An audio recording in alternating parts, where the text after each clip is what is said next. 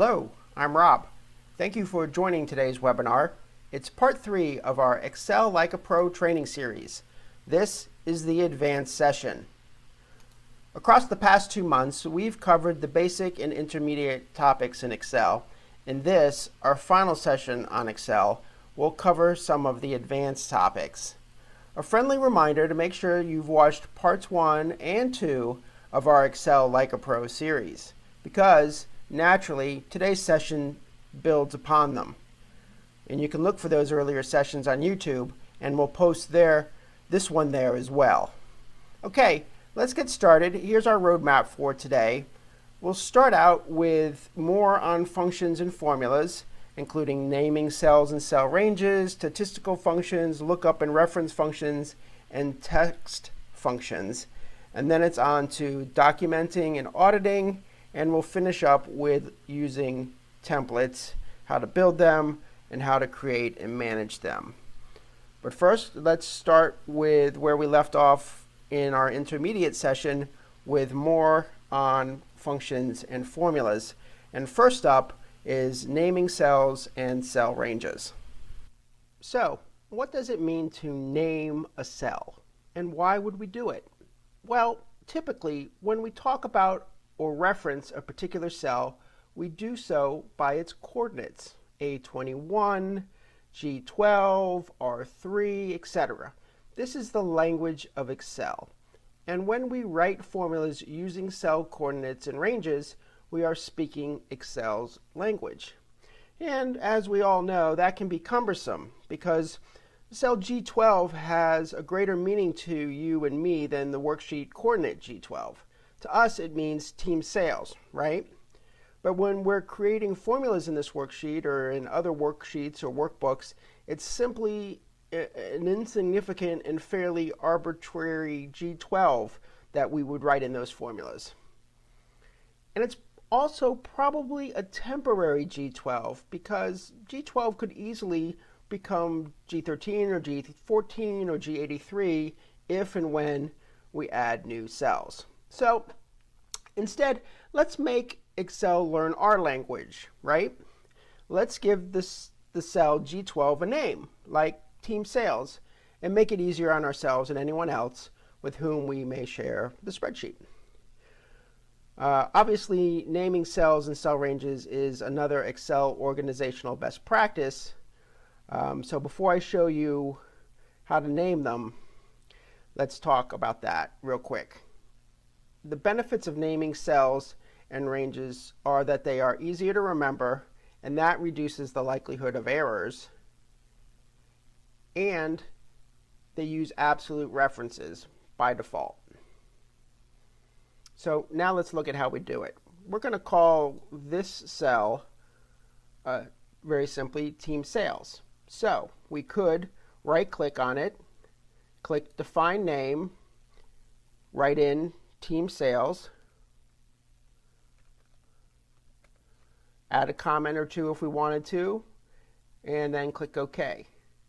Now, you'll notice something up here in the left near the formula bar. There's team sales. We could have named it here as well. Initially, that would have said G12. I could have double-clicked on it and changed it to team sales. So there's two really easy ways to define names. There's a third up here.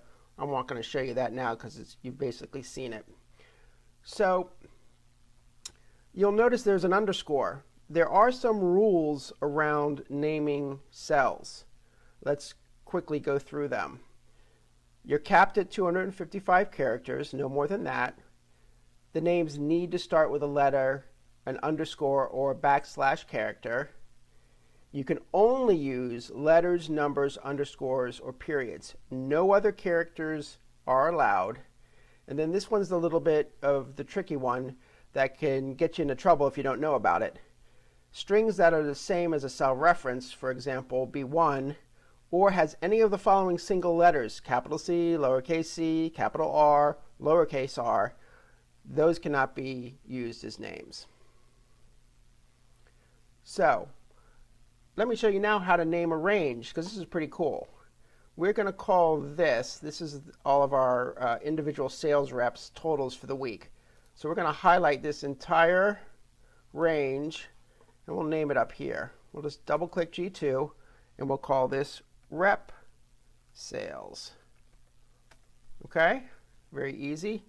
And here's where the power of naming is demonstrated. If we did a formula equal sum, sum, and then start typing in the name, and look, here it is, rep sales. It's added it to Excel's database. Click that, hit enter, you get the same total. You didn't have to do anything fancy. If you were going to gather a bunch of different weeks together, it'd be really, really easy. You wouldn't have to go back and forth from spreadsheet to spreadsheet, clicking on specific cells, or worse, trying to remember them as you built your spreadsheet over time. One last thing on naming cells: if you make a mistake, or you want to change things, or you change the way you talk about things in your company, you can go to Name Manager, and there they are. You can edit them, and you can add to them or delete them. And one last thing before we move on, I mentioned one of the benefits. You can see here, it's got the dollar signs. The ranges that you name are by default named as absolute references, which means if you move the cells, the name goes with it. Okay? Let's move on to our next topic. Now let's look at some function categories. As you've already seen, Excel is rich with functions. Last time we looked at several logical functions and some date and time functions, and today we're going to look at 3 additional categories.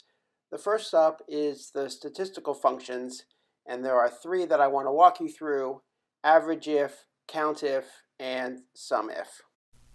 The average if function can be used to figure out the average of a range based on certain criteria. For example, remember the list of National League Cy Young Award winners from our last webinar? Let's use the average if function to determine what the average ERA was for those pitchers who won more than 20 games in a particular season. Here's how we write the formula. Let's scroll down to the bottom, and we'll put it in right here. Equal average if, left parentheses, and I've already named my cell ranges. So we're going to put in wins, and you can see it highlights over here to the left. And then we're going to say wins that are greater than 20, or actually greater than 19, equal, comma, and then the second range I named was ERA. Hit enter, and there you have the average. Those pitchers who won 20 or more games had an average, an ERA of 2.44. So I bet you can imagine how this function could come in handy for finding averages across a wide variety of scenarios. Some examples would be the average sales of orders above a certain quantity, average units sold by a particular region, or the average profit by a distinct quarter. Some food for thought on average if. Now let's move on to a sibling of average if, and that is called count if. The count if function is great for finding answers such as how many orders did client X place, or how many sales reps had sales of $1,000 or more this week, or how many times has a pitcher from the Philadelphia Phillies won the Cy Young Award. Let's use that last question to demonstrate the power of the count if function. We've got a little placeholder down here for our formula, and we're going to enter in equal count if, and then once again I've got a range named, and that range is team. Hit our comma, and then we type in Philadelphia. As you can imagine, it's absolutely essential to type in the text exactly correctly. And then we just hit enter, and there's our answer. And if we took a glance, this is a fairly small table, 1, 2, 3, 4, 5, 6, and 7 fillies. So there's a myriad ways that you can use the COUNTIF function. Obviously, the bigger the table, the more power the COUNTIF function will provide you. It's a great way to get basic information about whatever you like that involves counting number of occurrences. So let's move on to the third statistical function. This is the last in this group, and it's called SUMIF. Let's return to our Cy Young Award winners list and use the SUMIF function to show us the total number of strikeouts by the pitchers on this list who are in the Baseball Hall of Fame. We have our placeholder down at the bottom here. As always, we start with our equal sign, and we do SUMIF, and we've got a named range for Hall of Fame, comma, and we have the letter Y for anyone who has been inducted, and we want to see the number of strikeouts, and that range is called strikeouts. Double click. There's our answer. So SUMIF is a great way to do a number of real-world statistical analysis on the fly. For example, total commissions on sales above a certain price, or total bonuses due to reps who met a target goal, or total earnings in a particular quarter year over year. So that wraps up our quick look at statistical functions. Now we're going to move on to a really cool set of functions called lookup and reference functions. So the lookup and reference functions are designed to ease the finding and referencing of data, especially in large tables. We're going to start at the specific function called lookup, and to give you an overview of how it works, we're going to use this small spreadsheet. So to get your bearings, cells A1 and E3 relate to a variable interest rate that is paid on a bank account. For balances under 1,000, the interest rate is 3%. For balances between 1,000 and 10,000, the interest rate is 4%, etc., etc. Okay? Now, cell A6 shows the balance of a specific account, and then the lookup function is used here in B6. And what it does is look up the interest rate and applies it to the $45,000 balance. So note that the exact value, $45,000, isn't found in what is called the lookup vector, or B1 through E1, right? 45,000 isn't in here. And so the function matches the closest value below 45,000, and that's 10,000, and it returns the corresponding value from the result vector. And that's these here. This is the result vector, B3 through E3. And here's our result. So the formula looks like this. You can see the reference A6. You can see the lookup vector of B1 through E3. And then you can see the results vector of B3 through E3. So that's the basic way the lookup function works.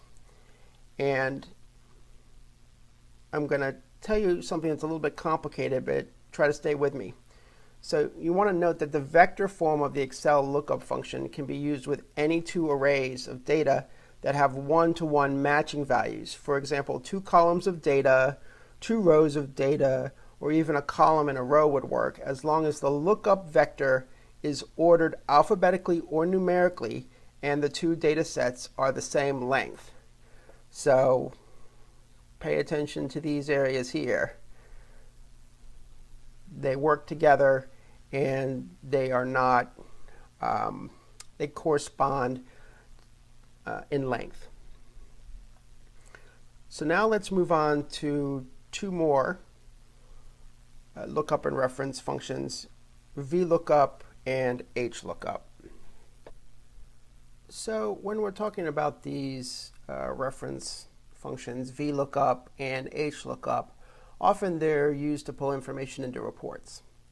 So I'm going to use a report setup to demonstrate how to use these functions. So here we have a worksheet showing sales reps, their sales, some data about pricing and revenue, and the clients that they sold to. Here on the right, I've started setting up a report. Next to the sales rep, I've already done a data validation using a list as the criteria. I covered this in a previous session. And all the reps are available from this drop-down menu. Okay? So let's just pick a rep, and we're going to use the VLOOKUP function to find the price. So we start in the standard way, equal VLOOKUP.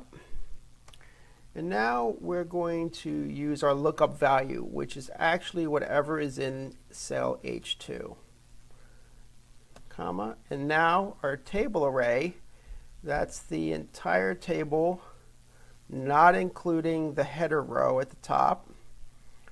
Okay. And let's go back up, comma. Our column index number, that is actually interesting. It's the number of columns to the right of our lookup value column, which is column A. So we want to get the price, so we're going to count from left to right, 1, 2, 3, 4.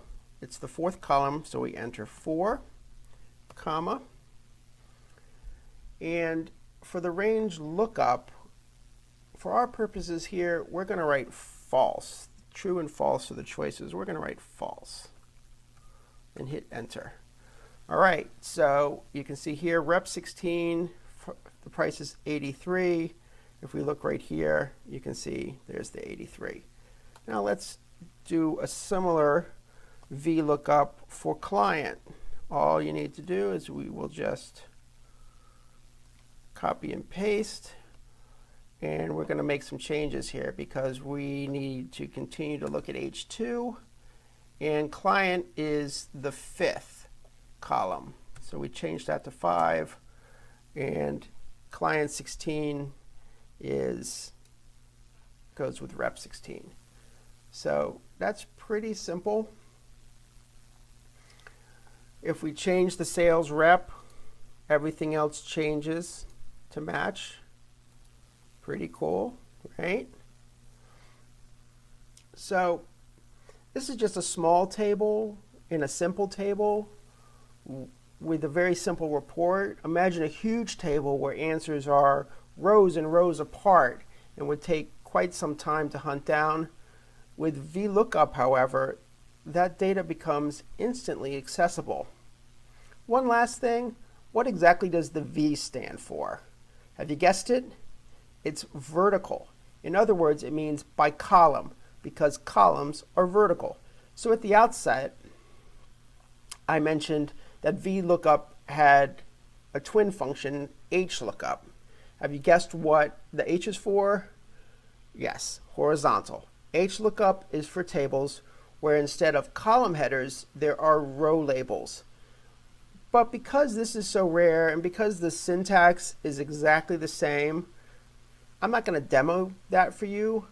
Instead, let's move on to our next category of functions, and that is text functions.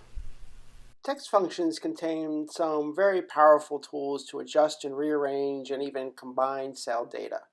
Most often, these functions are used with worksheets that contain information and function as a database. I'm talking about collections such as mailing lists, product catalogs, or even Cy Young Award winners. Let's revisit our list of great pictures for this next demo. So the first text function I'd like to show you is concatenate. Concatenate.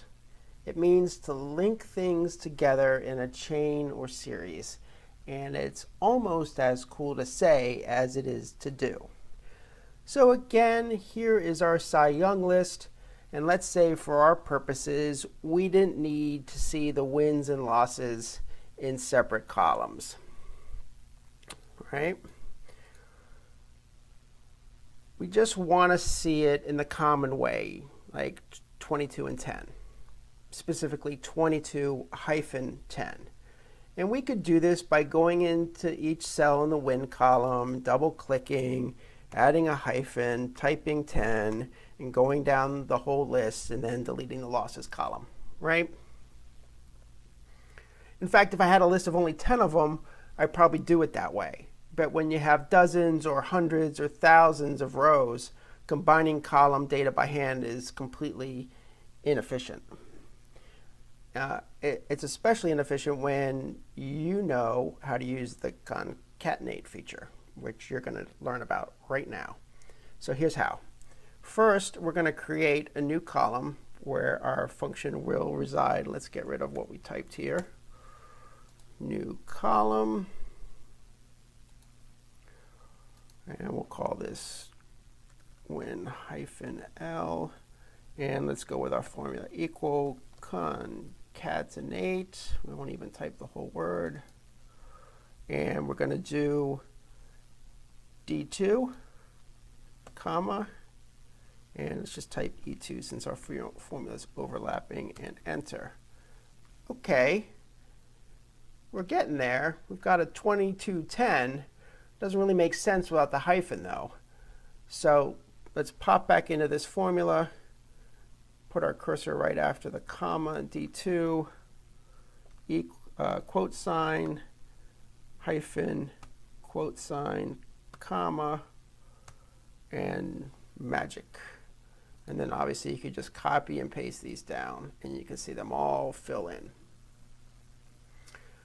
So we did 2 columns, but you can do more. You can combine 3, 4, as many as you need using the concatenate function. It's really great if you want to combine data such as first name, middle initial, and last name. Maybe you're making a mailing list. You don't want separate fields. Or maybe city, state, and zip. You want to combine those. It all depends on really how you want to have the data appear. Okay, but what about this redundant information? You have a few choices. First, you could just hide the wins and losses columns, right? Remember that from our first right-click and hide them.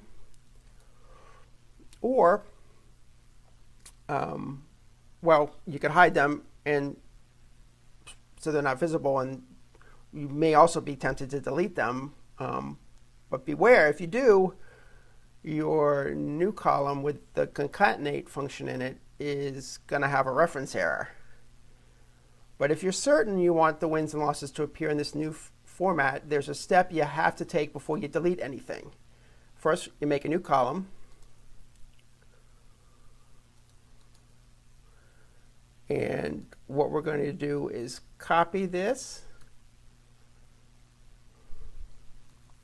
And then we're going to do a paste value. Oop, here's our new location. Paste value.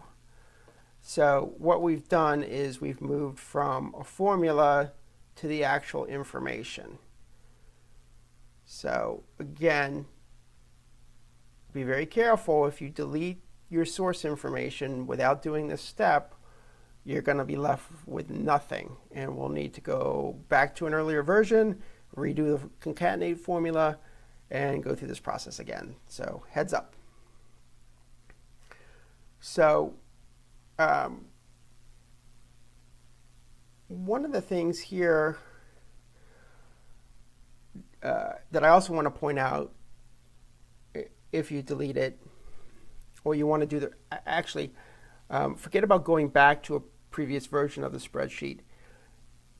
Here's another reason why you want to be extra careful before you want to delete. You can't use some other function to put it back the way it was in this case because our data is inconsistent. If we look at our wins column, Sometimes wins are single digit, sometimes they're double digits. Same with the losses, singles and doubles. In other words, the position of the hyphen is not consistent. We see it sometimes as the second character and sometimes as the third character. So I'm telling you this right now because it leads into our next topic, our next set of text functions. And let's take a look at those now. Now we're going to talk about the left, mid, and right functions. These are used to tell Excel that you only want part of a text string in a particular cell. So here we have a sample product list. On the left we have the product ID, and it seems to be a random set of numbers and letters. But really it's a code that gives us not only the product number, but also the factory where it was manufactured and the date of manufacturing. So let's say we want data in this product ID pulled apart so we can work with it in different ways. So first, let's pull out the date, and here's how you do it. You do equal, right, and then the source cell, which is A2, where our product ID is, and then we're counting back from the far right toward the left, and a date occupies 6 characters. And enter, and so we have the date here. Now it's not going to be in date format, but we can see that this is January 4th, 2018 if you're using the US style of dates. Okay, let's do the left and pull out the item number. Very similar, equal left, still A2, and we have a 5-digit product number, so we type in 5 counting from left to right. All right, so 10323, you can see it matches up just fine. So last is the mid function. It's similar, but it has an extra requirement. Equal mid A2, comma, and we're going to count from the left, and we're going to start with the 6th character. And we want it to then start counting at 6 and count a total of 3, which is the factory code, and enter.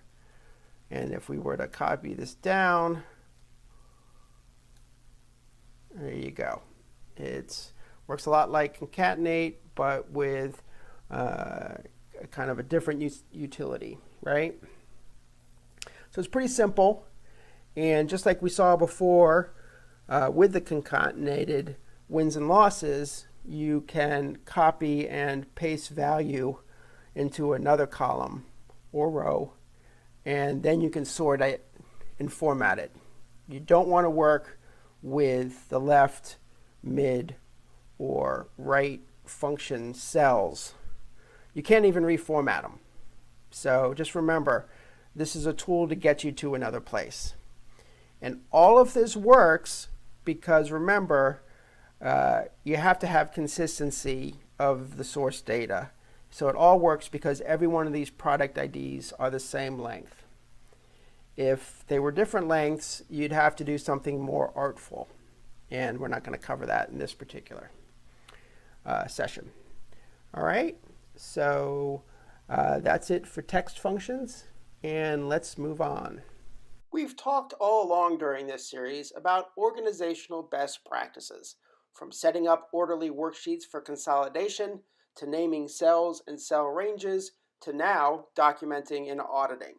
The concept we've been promoting boils down to one idea: make your Excel files easy to understand for both yourself and anyone else who may use it. And that includes auditors. A clean, organized worksheet, more often than not, results in clear, error-free data, formulas, and functions.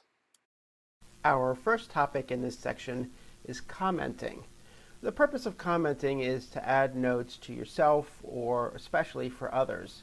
And they can include reminders, things that you still need to do, or formulas you need to adjust. They can include explanations of how a particular formula works or why a particular column is set up the way it is. And it can include, of course, suggestions, notes to other people for changes you'd like to see made. So let's add a comment. You'll find the New Comment button under the Review menu up at the top. Here's New Comment. First, click the cell you want to use for your comment. Click New Comment. And let's say, remember to double check rates above. Okay? So when you're done, you just click outside the area and the comment disappears, but it's here where the red flag means. So anywhere you see a red flag, you have a comment. Okay? So what if, in this case, your name doesn't appear in the comment? Here's how you change it. Go to File, Options, General, and then down here, and then just change the username to the name that you'd like to show up in the comments. Now don't worry if you've already done a bunch of comments, it will make the adjustment for you. No need to go back and change each one of them individually. Okay? So if you'd like to format the comment, you just click inside anywhere and you can format the text. Right here, Format Comment. And you have the different text controls like you've seen other places in Excel. If you want to change the color of the box, the background color here, which is yellow, see how this cursor changes to the four arrows? Right click here, again choose Format Comment, and now you have a whole range of other choices, and you can change the background color under Colors and Lines, something like that. Hit OK, and now you have a blue. I know a lot of managers who use different colors for different members of their team. So there's certainly options. It's difficult to change the default color of comments. It's actually something outside the scope of our conversation today. But you can Google that and it'll tell you how to go into your Windows properties and make that change. And it is a universal change, so if you put comments in Word or PowerPoint, it'll change the background colors of those as well. So next, you don't have to roll over each one of these comments to see them all. You can just put your mouse over it to see them, or you can click on it to see them. You just go up here to Show All Comments, and there are all the comments that are visible on this particular screen. Last, to delete a comment, click on the cell that hosts it, and then go up here and hit delete. Or you can do the 4 arrow again, click on it, and then press delete on your keyboard. One last thing, you saw maybe the handles. So if you've got a lot of comments or you want to minimize the space they occupy, you can do that and just drag, or you can obviously make it big and bulky if that's what you would like. So that's the basics of adding, formatting, and showing comments. Use them as you see fit. Next, let's talk about auditing. And what we really mean is formula auditing. This is an advanced way to check your work. We're all familiar with the yellow diamond symbol we get when a formula has an error. That's the live, in-the-moment way to make sure all is well with a formula. The other way is to click on the Formulas menu and look at the section called Formula Auditing, right up here. Here we have a number of helpful tools. The first is Trace Precedence. This will show where the formula looks for information. Make sure first that you have the formula selected. Let's choose this one. And then click Trace Precedence. And so we'll move our screen over here to the left, and you can see that it's pulling information from D2 and E2 and bringing it in to F2. Let me show you another spreadsheet that is even more dramatic in how it shows the trace auditing. Let's turn it on this spreadsheet. Check this out. Pretty cool. It's pulling from up here, down, and from here, in. That's a really slick way to trace how a formula is working. Very cool. Now to hide the arrows, you just hit remove errors. I'm sorry, arrows. Let's go back to our other spreadsheet. Next, we have show formulas. Let's get rid of these arrows. Show formulas. So what that does is it expands all of your columns, and it shows in a much easier way, in a much bigger way, all of your formulas. And what's really nice about this is you can pop in, you can check your formulas on the fly very easily, and then if you click show formulas again, it brings your column widths back to the way they were. So it's not something that you suddenly have to go back and by hand shrink down those column widths again. So next we have error checking, and this is the manual way of the same feature that we saw earlier that pops up automatically. This feature lets you check all of the formulas at once. So we click it, it checks through it. I have an error in here because I set one up so you can see it visually, and we could go in and correct this issue and make it right. So last, let's get rid of this, we have evaluate formula. And this tool allows you to check through a formula step by step, and it shows the results of each individual part. It's another great way to debug a formula that isn't quite up to par. Let's see it in action. So here we have the formula that we want to evaluate. We click the evaluate formula button, and we get this dialog box. And you can see it's starting with D2. It's got an underline there. So we click evaluate, and look, it's changed it to the actual value of D2, which is 22. We evaluate again, and now it's shown us that E2 pulls in this one more time, and now we see the result of the formula. So you can trace your way through this step by step and figure out the issues that you may be having in a formula. So that's a look at the set of formula auditing tools in Excel. The last thing I want to talk about in this section is protection.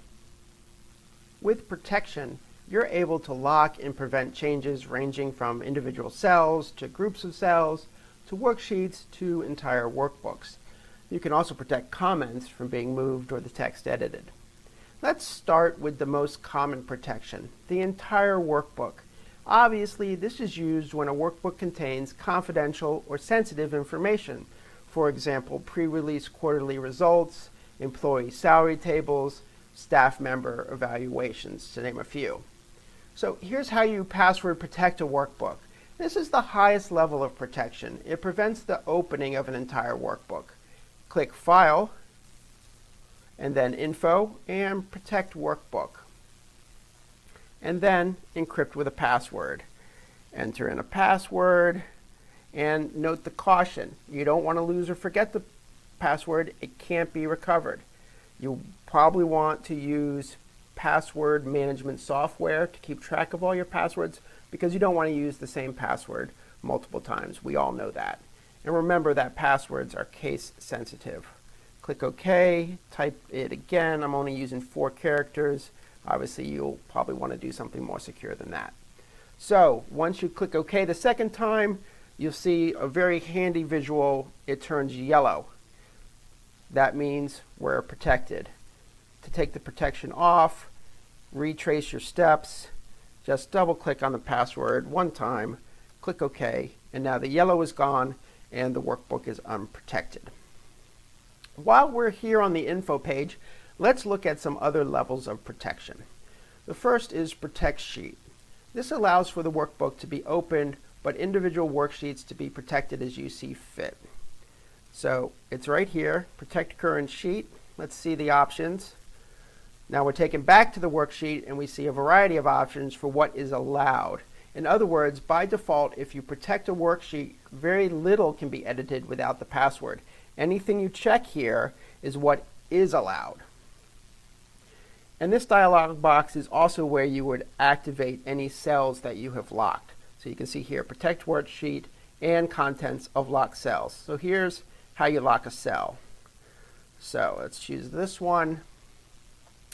And all you need to do is right-click, choose Format Cell, and here on the right is Protection, and you can choose Locked, and you can hide the formulas by choosing Hidden. So let's see what that looks like. Click Hidden, click OK. We got to do one step here, which is we have to protect the sheet. Now watch what happens up here where you can see this formula. So let's do a quickie password here. Say OK. Password again. It's gone. So unlocked cell, you can see the formula. Locked cell, you cannot see the formula. You can also lock comments in the same way as we just locked a cell. So here's a comment. Let's make sure we hide show these, and we've got we need to unlock our worksheet first. All right, now you can see we can edit this. Format comment, and here's protection. You can lock it, and you can lock the text. And again, you have to then go and protect the sheet to institute that feature. So last, in the same way that you can protect the sheet from here on the Review tab, you can protect the workbook. This is just a quicker alternative to clicking File and Info. So that's an overview of the protection and security features in Excel. Let's move on to our final topic. So as we look back on our journey through Excel to this point, our focus has been on creating worksheets and workbooks from scratch. As we finish up, let's look at some of the templates provided by Excel and then walk through how to create your own. So during your course of working with Excel, you've probably, like I have, passed right by the collection of templates on your way to creating new workbooks. In fact, if you're a dedicated keyboard shortcut user and use Control-N to start new workbooks, you never even get to see the display of templates. Here's how to see them. Click File and New, and look at this collection. There are 25 built-in templates. Who knew? There are business-oriented templates such as Gantt project planners, process maps, a sales invoice template, just a wide variety. There's even personal things such as calendars, to-do lists, and more. So let's pop open one of these. Let's see. Let's try the loan amortization schedule. If you're thinking about buying a house or you already have a mortgage, this is a great tool. And maybe you would look on the internet to find something to do this, or maybe you would try to create something on your own. But look, there's already something in Excel. It has comments that explain how to use it. It's got the formulas built in, so you just need to change one thing and you have a brand new worksheet tool. And you can edit it and save it back as a template if you like. So let's go back in to the templates. So this is really just the tip of the iceberg. Up here at the top, it says search for online templates. Let's try lists. Don't even leave Excel. It just brings up a whole new category of all kinds of different lists. Such a rich collection without leaving Excel and risking the wild west of the internet. You don't want to download random Excel files that you find on the internet. They could have macros that can do damage to your computer. So trust me, stay within Excel. So even more important is over here to the right, we have a huge category of all kinds of different templates. This can be a really good time-saving source and a source of inspiration, saving you time, minutes, hours. So that kind of reminds me of a hidden benefit of templates.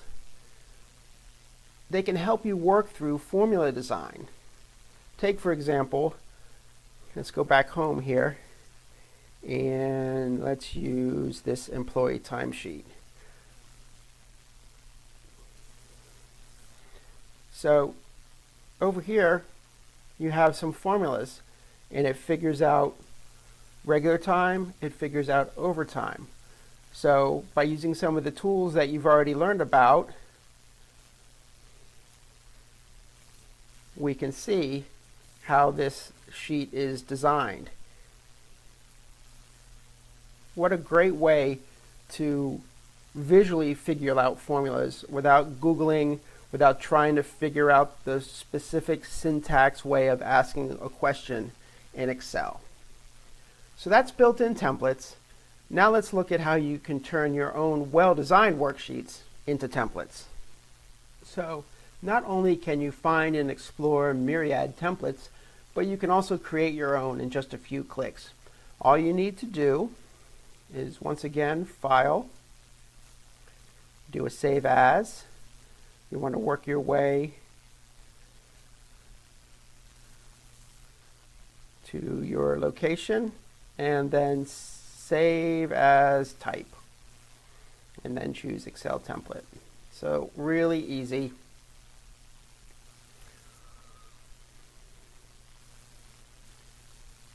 But before you do one of these on one of your worksheets, some tips.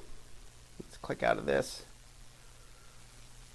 You want to remember to finalize the look and feel of your template. Choose your colors, choose your fonts, make it look really nice. You want to use the review and auditing tools to make sure there aren't any errors. You want to remove any unnecessary data. Let's say you're going to send this loan worksheet onto a friend. Well, you don't want your financial information in there, so take it out. And you want to unprotect cells or protect them as appropriate. And last, you want to create comments, as they did here, to give others guidance. So there you have templates. How to find and explore Excel's collection of available pre-built templates, and how to turn your hard-earned workbooks into templates for reuse and sharing. And we're done. Thanks so much for joining me today. That completes our Excel Like a Pro series. I hope you've enjoyed these sessions and found them helpful. Please join us next month for a very special session on General Data Protection Regulation Compliance. If you have heard of GDPR, you should check in on this session. Hope to see you then, and until then, take care.